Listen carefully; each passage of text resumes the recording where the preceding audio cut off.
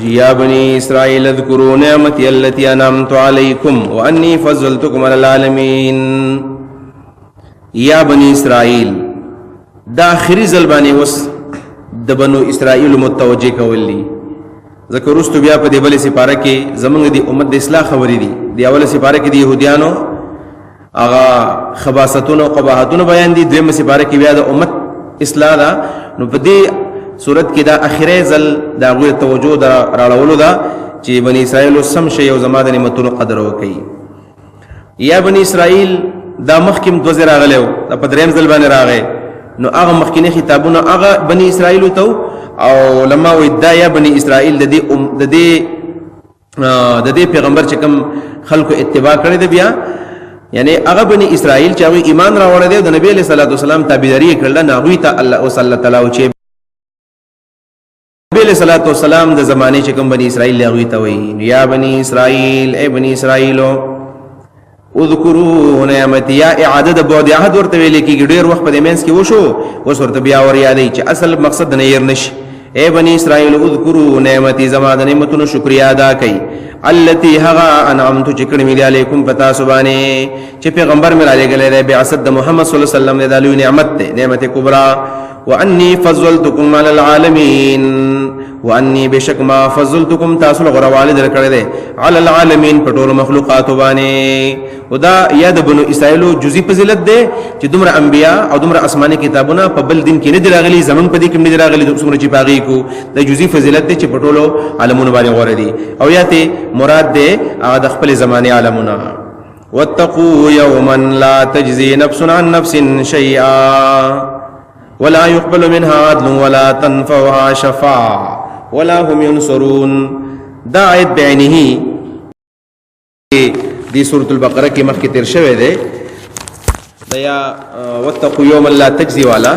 خو صرف دومره فرق پاغې کې دی چې په هغه آیت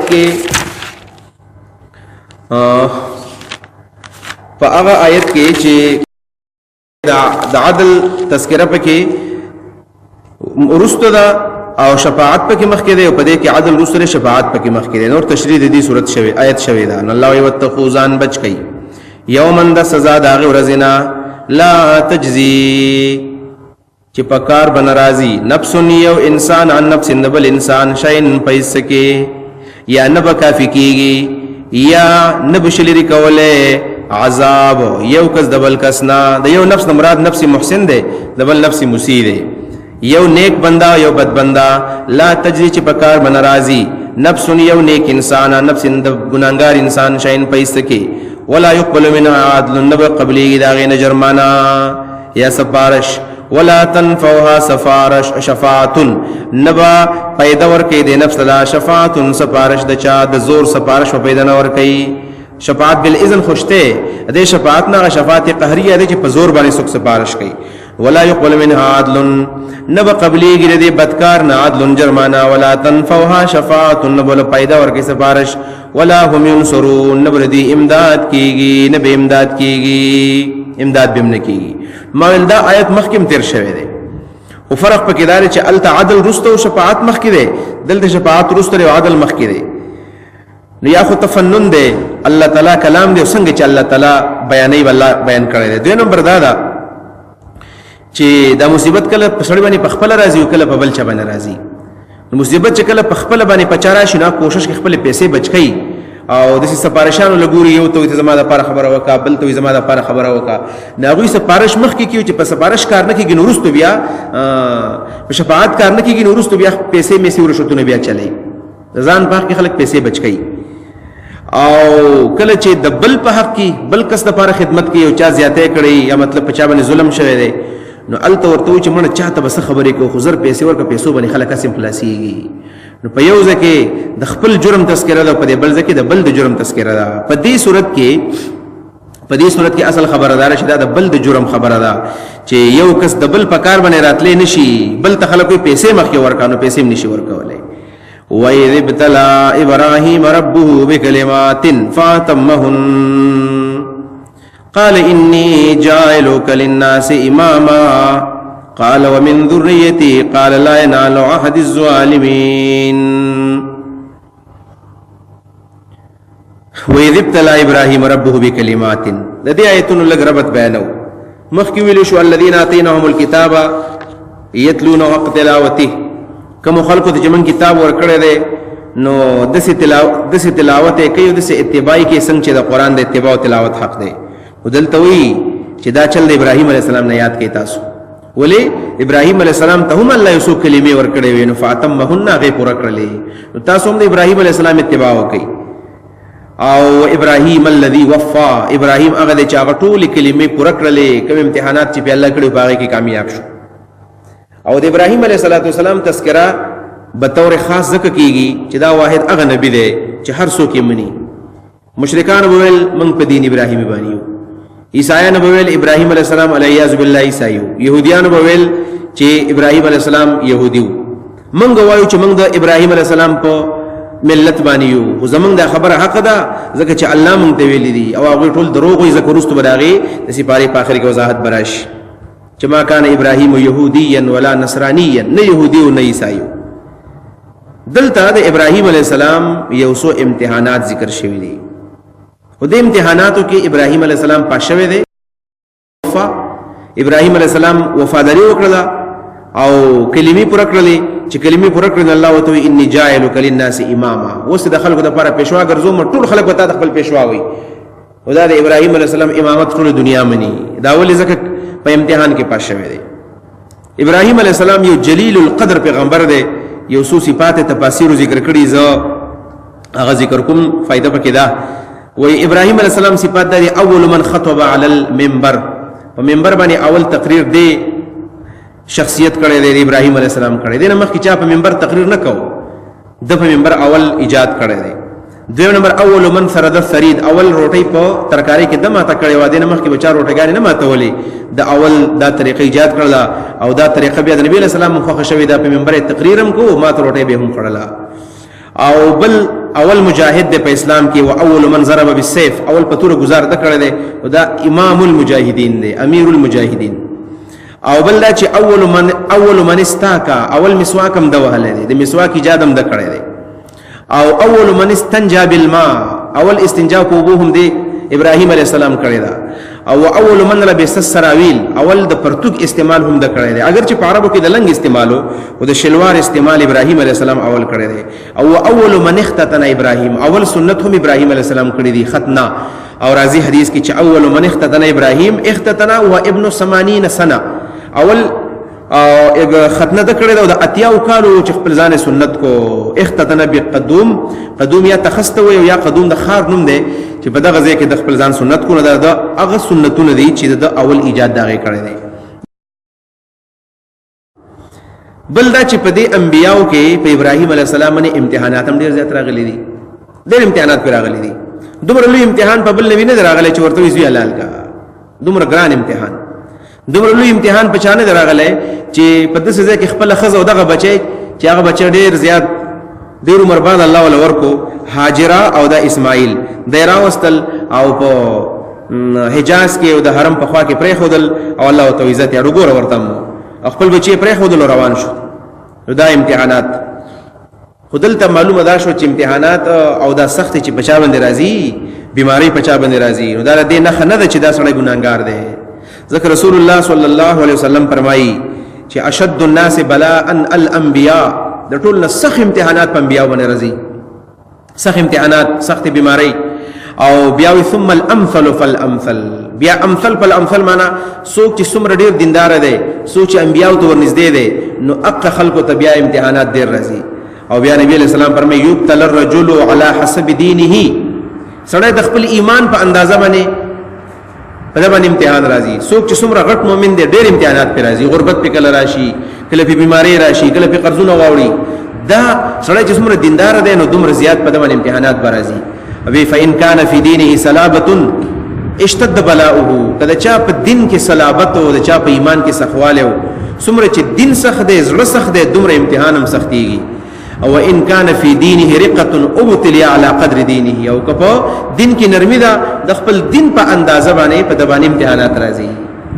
نو کله چې امتحانات ډیر شي په دې باندې صبر کول پکاري، دا د صبر امتحاني والله ول مرتبه بیا ور کوي. او فما يبره البلاء بالعبد، وی په دې بندګانو باندې امتحانات بار بار راځي چې حتی یترکه یمشي علی الارض وما علیه خطیئه. وی دا امتحانات چې راځي او دا په صبر کوي حتی پس مکه روان دی یمشي علی الارض وما علیه خطیئه، په دې باندې ګناه ډوبیا نه. دا د ابو داود او ترمذی حدیث ته چې کله امتحان په چا راځي او دا په صبر کوي او دا پس مکه باندې ګرځي او صبر کوي نو اخر دا سی وشي چې الله دې ګناه نه پاک کړي. په امتحان نه ټینګېدل. او حضرت علی رضی الله عنه ته چا ویل چې تعالی په کوم عبادت کې خوند ډیر ملاويږي، و هغه ورته ویل چې ما ته په دې عبادت کې خوند ملاويږي او دا چې کله زما په لاس کې توري او کافر راته ولاړ زه په وهم نو دا مر ډیر خوند راکړي. ویل دویم دا چې سخت وړي ګرمي ډیره زیاته او تند ډیره زیاته او زه د الله لپاره روزه ما او کوي. دا څومره چې عبادت کې سختی راځي، څومره چې امتحانات زیاتېږي، نور مرتبه کې هم چتواله راځي. الله به ګناهونه معاف کوي. نو په دې ابراهيم عليه السلام الله امتحانات وکړل، وایي ابتلا کله چې امتحان وکړو په ابراهيم عليه السلام باندې ربه رب دو بکلمات پیسو کارونو باندې فاتمهن نو غي پوره کړل. ابراهيم دا وایي د ابو رحیم د اصل کې ابو رحیم پلار شفیق پلار. وکله چې دا الله تعالی په حق شو نو بیا دسي پلار او خپل زوی علالو ته تیار شو نو ځکه الله وی فاطمهن کورک. دا کمی کلمې وي کم امتحانات چې ابراهيم عليه السلام باندې شوي دي. نو علماء په کې ډېرې معنی کړې دي. یو خدا چې دنا سنن الفطرت مراد دي.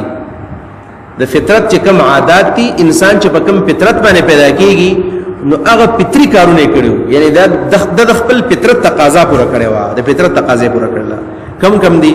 وای خمسه فی الراس و خمسه فی البدن. د پنځو تعلق سره د انسان د سر سره دی او د پنځو تعلق د انسان د باقی بدن سره دی. کم دي نمبر 1 پسر کې خلدا نو مزمزه. ابراهیم علی السلام با دس کې او په حالاتو کې مزمزه کولا. دویم استنشاق د پوزې توبه چول، د ابراهیم علی السلام سنت دی. دریم نمبر مسواک وهل دی، د تعلق د خلی سره دی، د سر سره تعلق دی. سلورم نمبر اعفاء الشوارب معنا بریت واړه کول. سنت طریقه دا چې نبی علیہ الصلوۃ والسلام یې ګری وګدې کوي او بریت واړه کوي.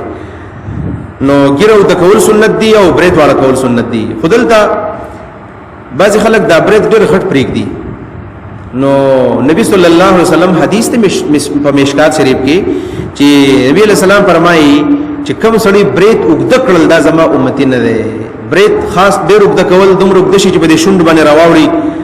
دا تکبر نه خمدا. کوم خلک چې بریت پرېګ دي دا تکبر نه خدا. او نبی علیہ السلام فرمایي الله وی چې الکبریا ردائی، تکبر خو زما صادر دی. نو بریت پر خودل یو خو تکبر وارب بریت والا کول دا سنت د ابراهیم علیہ السلام دی، سنت رسول الله دی. نبی علیہ السلام بارک عبد الله ابن عمر سے بارک رضی کان یحفی شاربه حتى يرى بياض جلده. دمر به د خپل بریت والا کول چې د دې د شوند د سپینواله به بخکارا شو نو والا کول دی. او دین علاوه پنځم نمبر سنت د سردادي فرق الراس وخت په مینځ باندې اړول، په مینځ باندې وخت اړول. نو په مینځ باندې وخت اړول الله سنت ابراهیمی دی، په دې چپ باندې وخت اړول الله سنت ابراهیمی نه دی. سنت ابراهیمی او سنت محمدی دواړه دي چې هغه په مینځ باندې وخت اړول دي. نو وخت منزول وخت اړول د وختو قدر کول الله پکار دی. رسول الله فرمایي چې من کان له شعر فليكرمه، څوک چې وخت پریک دی عزت به کې خیال به ساتي، ښاب بد به نه پریک دی، خیال به ساتي. او طریقه دار چې په مینځ باندې به اړای زنانو له هم او نارینه له هم. بعض خلک وي دا مینځ وخت زنانو طریقه دا او نارینه په چپ باندې یو تر بل تر باندې اړیا به بر اړای نه. سنت طریقه دا چې دواړو لپاره یو شان. دا پنځه تعلق د سر سره دی. دا ټول ابراهیم علیه السلام ټول عمر کړی دی، نه دی پرې خو دی. د پنځو تعلق د باقی بدن سره دی. نمبر 1 قلم الاظفار، نوکان کټ کول. نوکان کټ کولو طریقه خدای راځي سره غټي چوالا کوي کنه. نو هفته کې پیر والا کول پکار دی. او کډېر مزیا چې علماء سلوي خطرونه چې کله واوختل بیا ګناه ده. سلوي خطرونه چې واوختل بیا ګناه ده. بیا سره نوکان غټي. او نن سبا رواج غره دی چې هغه نوکان خلک غټ ساتي، خاص کر یو نوک زنانا دا ډیر زیات دا خو نه کوي. زنانو کې دا شډیر زیات به نن سبا خو الکانو هغه شروع کړی دا. ځکه الکانو زنانو په طریقه باندې روان دي. او نبی صلی الله علیه وسلم فرمایي چې هغه سړی د الله په لعنت کې غیر دی. لعن الله المشبهین بالنساء، او والمشبهات بالرجال دا الله په هغه خزم لعنت ته ځان د سړو په شان جوړي او دا الله په هغه سړو باندې لعنت ته ځان د خزو په شان ته جوړي نو کان پر خودل یو نو ګټ پر خودل قسمه قسم باندې ول جوړي نو د سلوي خطرونو چې نو کله وختو نو وردا بیا ګناه ده او دا غټه ګندګي ده بیا الله ته خپکیږي په دی باندې نو کان په ټیم ټیم ولا کول او دې سره سره نتف الابد د ترخ وختو هغه وستل د دې حلق هم جایز دی وستلم جایز دی خو سنت طریقه دی وستلو دا او دریم نمبر دی حلق العانه ننم نلاندې وختو هغه حلق هغه لري کول دا د سنت ابراهیم علیه السلام دی په دې باندې دا کم چې سکان دي په دې باندې عمل نه کوي سکان خو په عمل کې خود خپل مذهب خو تابعدار دي کنه دا غوي چې کوم بابا ګورو نانک دی بابا ګورو نانک دا چې کله مړ کېدو وي د خپل کم خلک چې ورته ناسو هغه ته اخري وصیت دا کړو چې زما اخري وصیت دا چې وختو خیال ساتي وخت باندې لري کوي ناغوی د خپل پیغمبر چې هغه ته پیغمبر وي ګورو نانک ته دومره خیال ساتي چې هغه وختم نه لري کوي چې کم د انسان د فطرت سره مناسب نه دی ګندګي ده ځکه وې دا مونږ ته مخالفت کو او سلورم نمبر د استنجاء بالماء اول ابراهيم عليه السلام کړه سنت دی او لسم نمبر واخر نمبر الختنه سنت ګيري نو دا لس امتحانات الله کړیو او د مرګ پورې د ستر رسول مرګ پورې نو اذ ابتلى ابراهيم ربه مراد دادي د دې سره سره یو بل قول پکې هم اوراغه دادي چې دا د ابراهيم عليه السلام ابتلاءات دي امتحانونه ګوره چې کوم امتحانات په ابراهيم عليه السلام راغلي دي یو امتحان خدا دے چې ابراهيم عليه السلام مکلف بالایمان نو ایمان خراوړ کامل مؤمن دی مکلف بالایمان دویم نمبر دا چې ابراهيم عليه السلام هجرتونه ډیر زیات کړی دي کم هجرتونه دا د عراق دی ابراهيم عليه السلام الله تعالی عراق نظر شام تلال شاه ابراهيم عليه السلام عراق پر خود لاړو شام ته دا هجرت بیا چې شام تلاړو الله تعالی پر نه خود وس روان شه حجاز ته حرم تلال شاه نبی ابراهيم عليه السلام روان شو خپل زوی اسماعیل او خزه هاجره وسره او رال واپس حجاز ته د دویم هجرت دی بیا چې کله دل ترال الله ورته دا بچوس په دې باندې پرېک د واپس لاړ شام ته دریم هجرت دی وکړو ابراهيم عليه السلام دا ټول ژوند کړهو ژوند دی په یو ځای باندې وخت نه تر کړه ټول عمر داسي ګرځیدل دی د امتحان دی پوره کړی دی دا نه دی ویل چې نظم ورلا دې سره سره المحاجه مع الوالد د خپل پلار سره جګړه کول د خپل پلار سره بحث کول چې پلار ورته ویل دا بوتان به وېسي او دا خرڅ کا ابراهيم عليه السلام بوتان نو بوتان به ماتول او کله به چې پلار په زورو شو د خامه خويس ابراهيم عليه السلام به چکل راوړل ډېر خولي خبره به کوله خلک وې د څه شیوالي چې نه پلاس کې نه پښته او نه پلاس کې نقصان شته نه چاله فائدہ ور کوي او نه چاته ضرر رسولې شي نو خلک ول پدې شی باندې موږ سکو چې نه پکې فائدہ شته او نه پکې ضرر شته چې کله وکور تراغه ویلي چار نه وانه غستو ان کې پلار هغه بوتراشو چې د سین تاریخي بوتان به جوړول خلک وسرات دل بلته څنګه چل جزيب اورم بازار ته ټول خلک علي چې تیوړي اسم نو کې نه سره پلار سما خو دې خبر براش یا اب کلمه تعبدو اے پلار ته هغه چې عبادت ولې کې چې نه پکې نه پښتانه پکې نقصان شتا ولې دې سکیته نو پوهه کو بیا نو پلار پرېګ زما کور پرېګ دا وحجرنی ملیا زما کور پرېګ دا ټول عمر تسوي بالکل وی زلام سلام علیک لاړو او استغفر لك ربي انه كان بي حفيظ د پلار سره بحث وکړو د پلار سره بحث کول خرڅو کوي حقوق ته څوک نه پرېږدي نه پلار د کور نو بس د پلار د کور نو وستو لاړو د بل امتحان دی بلکې کامیاب شو د سره د خپل قوم مقابله وکړل تنه تنها د قوم مقابله کول یوازې ده او قوم بل طرف ته ده او ابراهيم السلام د ټول قوم له خپل مقابله وکړه یعنی د قوم په خبره کې دا ککړ نشو د قوم خبره ونه منله دې سره مقابله د نمرود سره د نمرود سره وطن د خپل وطن د بادشاہ سره مقابله کړی دا او داسې بسوګو کې او داسې مناظره سره کړی دا چې د وطن بادشاہ هم پړ کړی دی ورستو براش چې ولزه مړ زکه ولې شم او ژوند کولم زکه ولې شم ابراهيم عليه السلام ول زماره به کې هغه زې کولې شم ابراهيم عليه السلام تاخير وی فإن الله يأتي بالشمس من المشرق فأتي بها من المغرب زماره د انور د مشرق تر اخیږي تر مغرب نه راوخی جواب او به الذي كفر عليه خاموش دا بل امتحان دی دې سره ور تخلق واچو او ورته ودنګل په دې باندې صبر وکړو یا نار کونی بردن و سلام علی ابراهيم دا بل امتحان دی دې سره خپل زوی علالول حکم ورته وشو په خوب کې لیدلی دی الله تعالی سم دی ویلي چې حلال کا په خوب کې ولیدل نو چې په خوب کې ولیدل راغه خپل بچی لاله الله ورته یا ابراهيم قد صدقت الرؤيا خوب درشتیا کو ذا او پدای نو بن عظیم او بچی پاتې شو ادي سره سره خپل خزه خپل بچی په صحرا کې پرې خودل او روایت کې راځي چې کله راغه د حرم ته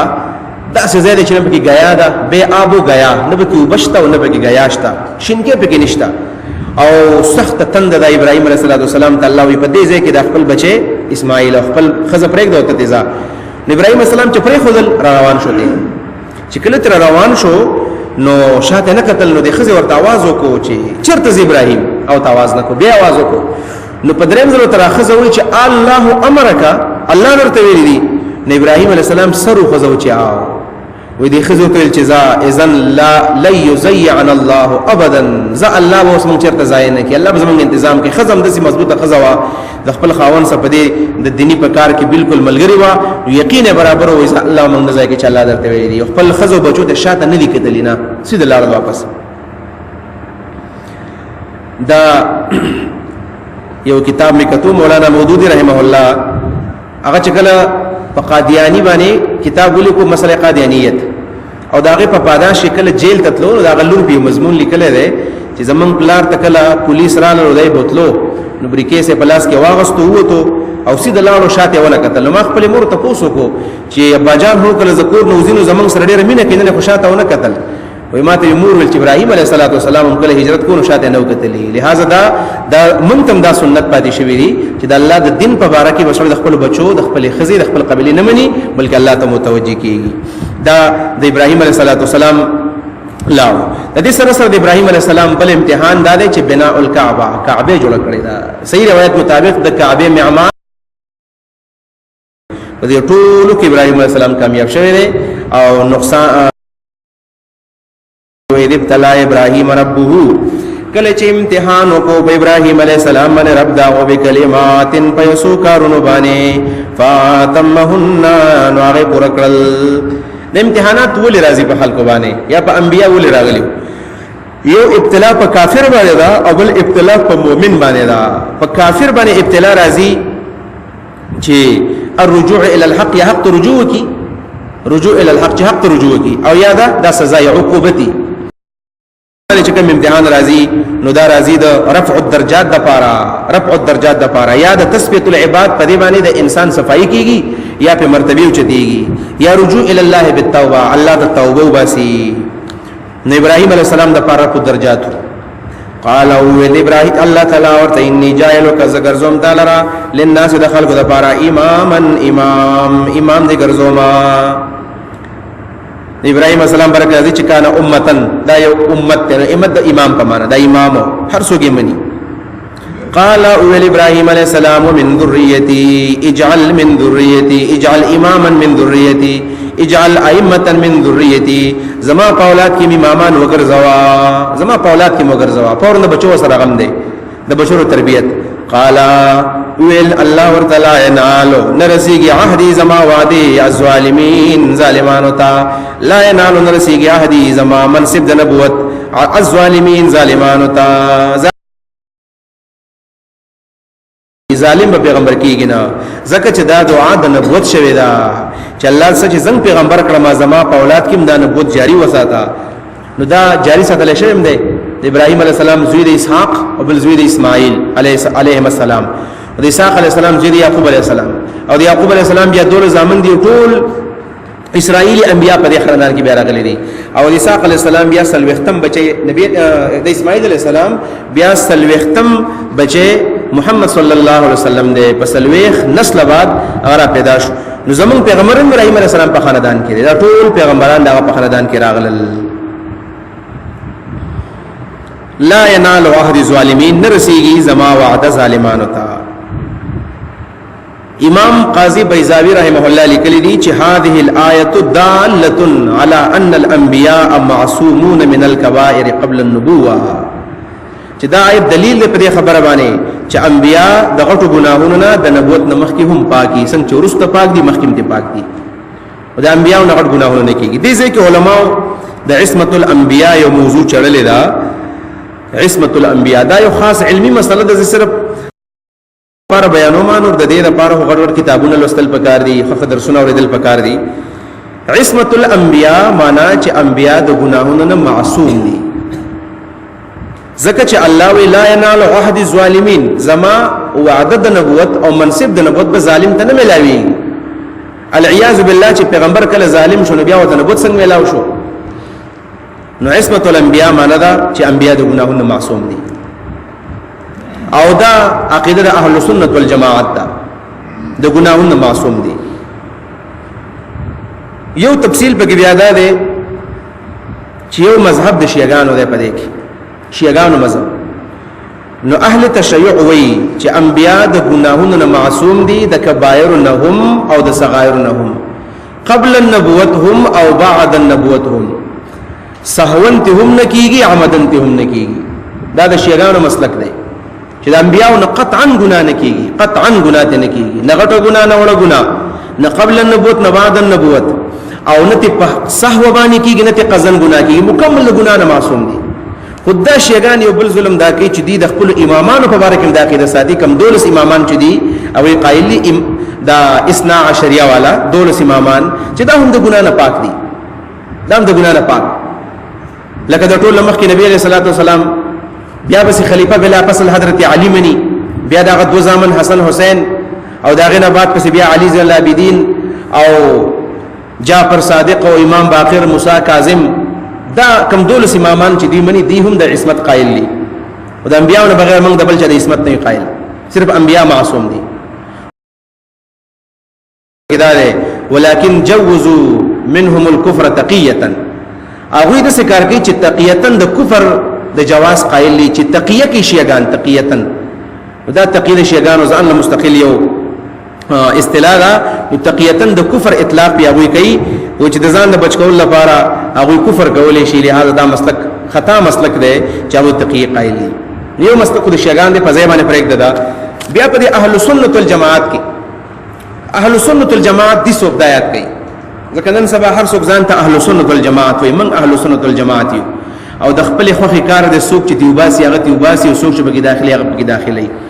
نو اهل سنت والجماعت څوک دي نو اهل سنت والجماعت شیخ الاسلام ابن تیمیہ رحمه الله فرمایي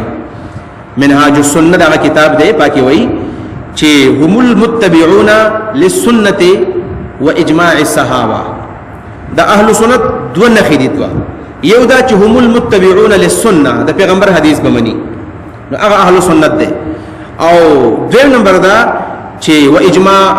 متبعون واجماع الصحابه د صحابه اجماع بمني نو کده صحابه کرامو اجماعي منلا او د رسول الله سنت منل دته اهل سنت والجماعت وای نو کسو کتی وباسیو که داخله په خدا دې اهل سنت کې او اهل جماعت کې دی بیا دا سره فرقې نوم نه دی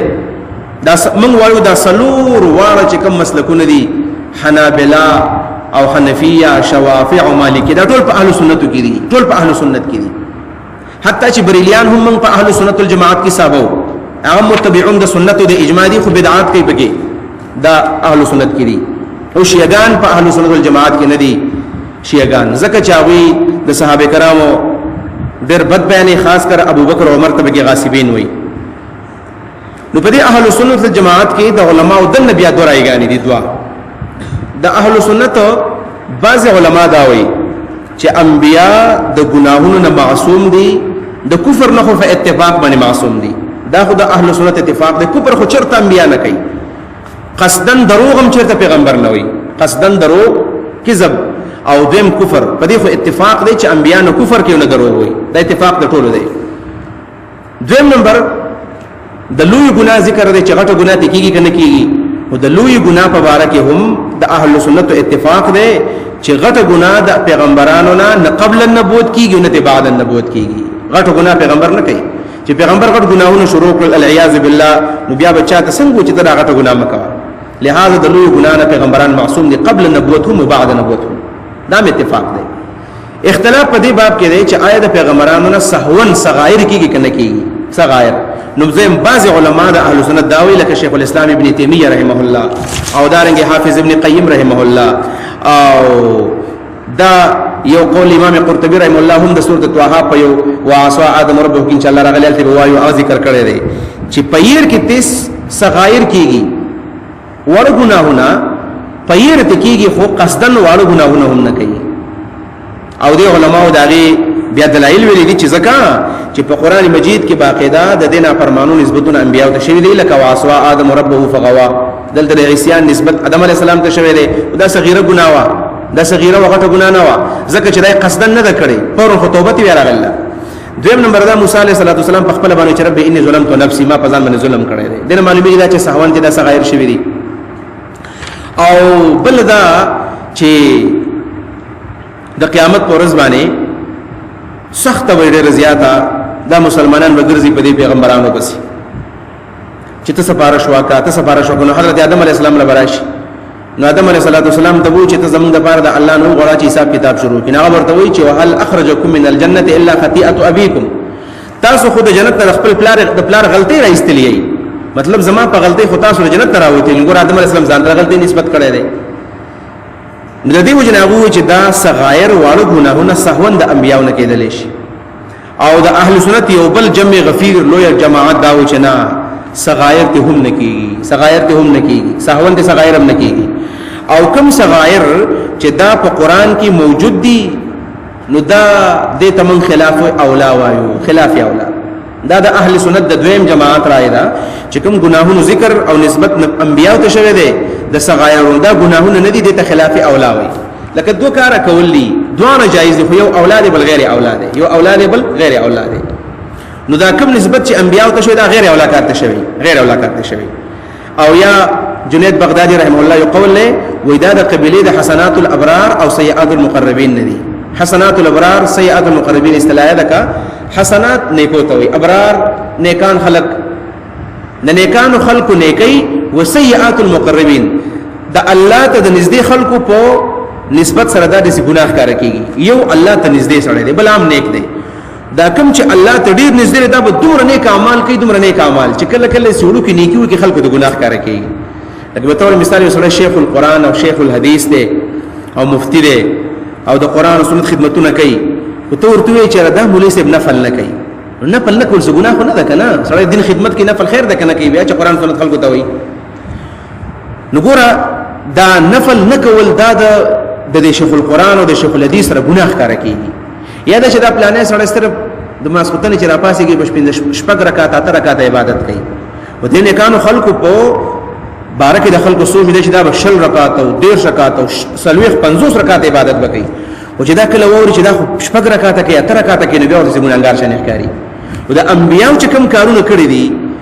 نو دا د انبیانو شان ډیر زیات لوی دي او دا کارونه لږ واړه دي د دې په نسبت باندې دا ګناه کار کیږي حسنات الابرار سیئات المقربین بار تقدیر لا ينال عهد الظالمین نور ځان لما صرف مذاهب بیان کړل نور تفصیل ځان کتابونو کې ګورئ لا ينال عهد الظالمین نرسیږي زماوا د ظالمانو ته نرسیږي او کم سوای چې ګناګار دی هغه پیغمبر کې دی نشه لحاظ عقیده زمونږ دا شو چې انبیا د ګناهونو معصوم دي انبیا پاک دي